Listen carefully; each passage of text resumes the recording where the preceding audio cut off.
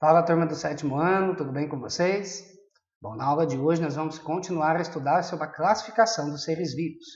Nós iniciamos lá atrás tentando entender um pouco o porquê e qual a importância de se classificar, principalmente no que se refere aos estudos evolutivos. Depois nós passamos a estudar os grupos, como que nós podemos agrupar os seres vivos segundo características comuns. Nós vimos desde a forma mais abrangente de classificação, de agrupamento, que é justamente os grandes domínios, até a forma menos abrangente, mais específica de classificação, que é o nível de espécie. Já na aula passada, nós passamos a estudar um pouco sobre os 5 grandes reinos dos seres vivos, que também é uma das formas mais abrangentes de classificação. Então, todos os seres vivos do planeta, eles podem ser agrupados segundo características comuns em 5 grandes reinos, que é o reino Monera, que é o reino das bactérias, o reino Protista, que é o reino dos protozoários e algas, o reino Fungi, que é o reino dos fungos, o reino animal e o reino vegetal. Então, na aula de hoje, eu pretendo aprofundar um pouquinho mais o estudo sobre esses 5 grandes reinos, começando nessa aula pelo reino Monera e Protista. Então, acompanhe aí comigo na tela. Você já tem uma imagem representando os 5 grandes reinos e você tem um diagrama aqui embaixo, que dentro da biologia nós chamamos de cladograma. Eles servem para a gente fazer estudo evolutivo, da relação evolutiva entre esses reinos, né, entre os seres vivos. Então, você tem aqui no cladograma essa linha de baixo aqui, que é como se fosse uma linha mestra, e dela você vê algumas linhas saindo dela. Para que a gente possa observar, a primeira coisa que a gente tem que levar em consideração no cladograma, que os seres que estão mais à esquerda são seres mais primitivos, mais antigos, que já vivem no planeta. Então, conforme você anda para a direita aqui na linha, você vai evoluindo no tempo e vai chegando até as espécies que surgiram mais recentemente no planeta. Então, começando lá da esquerda, você tem aí, acredita-se os cientistas, né, que há 3,5, 4 bilhões de anos surgiu o primeiro ser vivo no planeta, a primeira estrutura celular. E justamente o primeiro grupo que surge no planeta é o grupo do reino Monera, que é o reino das bactérias. Isso é justificado até pelo tipo celular que a bactéria tem, que é a célula procarionte, que é justamente uma célula mais simples. Então, o primeiro grupo de seres vivos a viver no planeta foram do reino Monera. Depois, se a gente anda um pouquinho no tempo, nós temos o surgimento de um segundo grupo, que é o reino Protista, que é o reino dos protozoários e algas. Esse grupo inaugura a célula eucarionte. É o primeiro grupo de seres vivos a apresentar a célula com o núcleo organizado, a célula eucarionte. Depois, se a gente andar um pouquinho mais, você tem o surgimento do grupo de plantas, depois o fungo e, por último, o surgimento do reino animal, que é o grupo mais recente, mais evoluído aí, né, dentro desses reinos dos seres vivos. Então, nós vamos hoje dedicar um pouquinho a estudar características. Quais são as características que permitem a gente agrupar os seres vivos dentro desses reinos, começando pelo Monera. Primeira coisa que o reino Monera é formado por bactérias, cianobactérias e arqueobactérias, são os representantes desse grupo. Todos eles são unicelulares, formados por apenas uma célula, e possuem célula procarionte, que é a célula do tipo mais simples. Eles podem ser tanto autótrofos são aqueles seres vivos que conseguem produzir o próprio alimento, assim como as plantas, né, fazem fotossíntese. Existe um grupo específico, que são as cianobactérias, que são, inclusive, dessa imagem aqui de baixo, aqui, olha, mostrando essas algas microscópicas verdes aqui, são justamente algas que fazem fotossíntese, que são cianobactérias. E existem também representantes desse grupo que são heterótrofos, que não conseguem produzir o próprio alimento e aí consomem, né? Precisam consumir, certo? Então, essas são algumas características gerais. Como eles se reproduzem? Existem 2 tipos de reprodução no reino Monera. Você tem a reprodução assexuada, que é aquela forma de reprodução que produz cópias de si mesmo, né? Então, a reprodução assexuada do grupo Monera é chamada de fissão binária. E ela está representada aqui na imagem da direita para vocês. Então, você tem uma célula-mãe, ela sofre um processo chamado de bipartição e dá origem a 2 células-filhas, produzindo cópias de si mesmo. E você tem também dentro desse grupo reprodução sexuada, que é aquela que envolve compartilhamento de material genético ou de gametas, né, que no caso aqui é chamada de conjugação, que é a imagem de baixo aqui para vocês. Ó.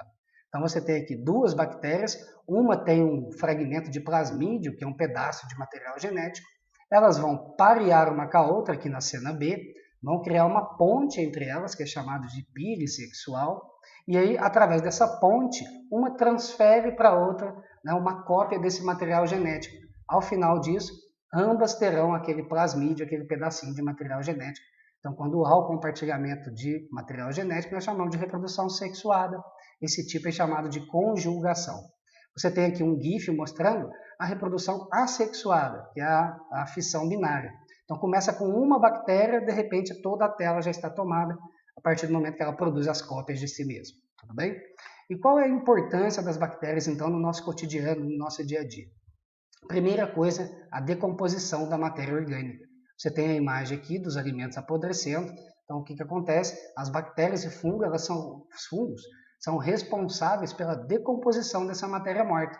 Então, a matéria morta é decomposta, esses nutrientes eles vão voltar para o solo, que vai ser reabsorvido, né, por plantas principalmente, e esses nutrientes vão voltar para a cadeia alimentar. Isso nós chamamos de reciclagem de nutrientes. Então, é um papel muito importante exercido por bactérias e fungos. A segunda coisa é que nós utilizamos bactérias também para a produção alimentícia. Você tem aqui até o Yakult representando justamente essa função que elas exercem para nós.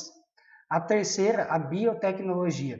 Nós utilizamos fragmentos, genes humanos, inserimos esses genes em bactérias para a produção de substâncias de interesse, né, do ser humano. Então, por exemplo, você usa o gene lá da insulina, que é a informação necessária para a produção da insulina, você insere isso numa bactéria, ela vai usar o seu aparato celular para produzir insulina humana. E isso é retirado e aplicado em pessoas com diabetes, por exemplo. É o que está representado aqui na imagem aqui para vocês da moça. Então, mais um papel importante das bactérias. E a última coisa é que elas podem causar doenças. Existem várias doenças causadas por bactérias, dentre elas a meningite, a tuberculose. Então, é importante que a gente conheça sobre essas doenças, sobre as bactérias que causam essas doenças, para que a gente possa combatê-las, certo? O nosso segundo grupo de estudo hoje é o reino protista. Então, quais são as características que permitem a gente reunir esses grupos, né, esses seres vivos, nesse grupo chamado protista? Então, os representantes são os protozoários e as algas. Algas que podem ser unicelular e também pluricelular. Então, todos os organismos desse grupo, lembra que a gente falou, inaugura o tipo celular chamado de eucarionte, que é aquele que já tem um núcleo organizado. A partir de protista, fungos, animais, vegetais, todos vão ter células eucariontes. Eles podem ser unicelulares, você tem um exemplo aqui nessa imagem de cima aqui, de um rotífera, que é um protozoário unicelular, formado por apenas uma célula, mas também tem representantes pluricelulares. Você tem essas algas aqui subaquáticas aqui, ó, que são representantes, né, que têm na sua composição mais de uma célula, né, bilhões, trilhões de células. Aqui do lado você tem exemplos de algas unicelulares que fazem fotossíntese, inclusive. Então, dentro desse grupo nós podemos encontrar seres autótrofos, que produzem o próprio alimento, e seres heterótrofos, que necessitam consumir. Então, já usei até o exemplo das algas aqui, né? Essas algas verdes microscópicas são autótrofas, produzem o próprio alimento a partir da fotossíntese. E aqui tem um exemplo de nutrição heterótrofa, que é os que consomem. Então, você tem uma ameba aqui, olha, fagocitando um paramécio para se alimentar. Então, ela utiliza esses falsos pés, né, chamados de pseudópodes, para envolver o paramécio e depois ela utiliza enzimas para fazer a digestão desse paramécio. Tudo bem? Como é feita a reprodução dentro de protista? A mesma forma que do reino monero. Existe reprodução sexuada, que é a conjugação. Está mostrado aqui, está apresentando aqui na imagem da direita aqui para vocês. Ó. Você tem dois paramécios, né, ligados por aquela ponte, aquele pile, trocando material genético aqui. Ó. E ao lado esquerdo você tem a reprodução assexuada, que é a fissão binária. Então você tem aqui, ó, dois protozoários, que também é o paramécio, se separando aqui, ó, quase se separando já em dois.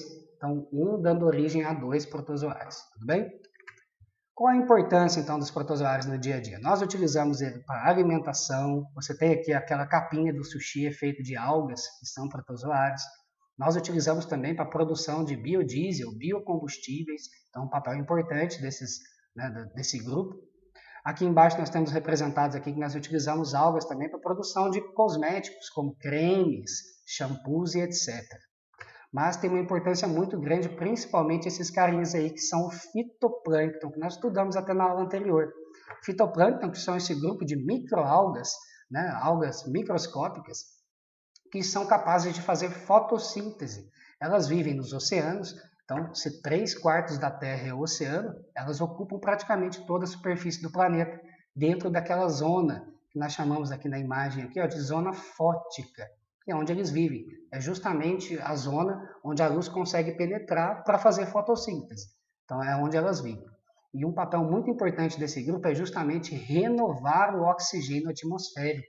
Nós sabemos que a fotossíntese produz como subproduto o oxigênio.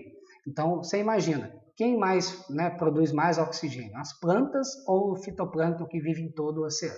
É o fitoplâncton. Então, eles praticamente renovam o oxigênio atmosférico. Uma coisa importante também é entender quais as doenças causadas pelos protozoários. Aqui tem duas representadas à esquerda. A doença de Chagas, que é uma doença, né, que acontece muito no Brasil. Ela é transmitida por esse inseto aqui chamado de barbeiro. Isso aqui é uma lâmina, essa imagem é uma lâmina de microscopia do sangue. Então você tem essas bolinhas aqui, são células sanguíneas, e aqui você vê o protozoário que causa a doença chamado de Trypanosoma cruzi.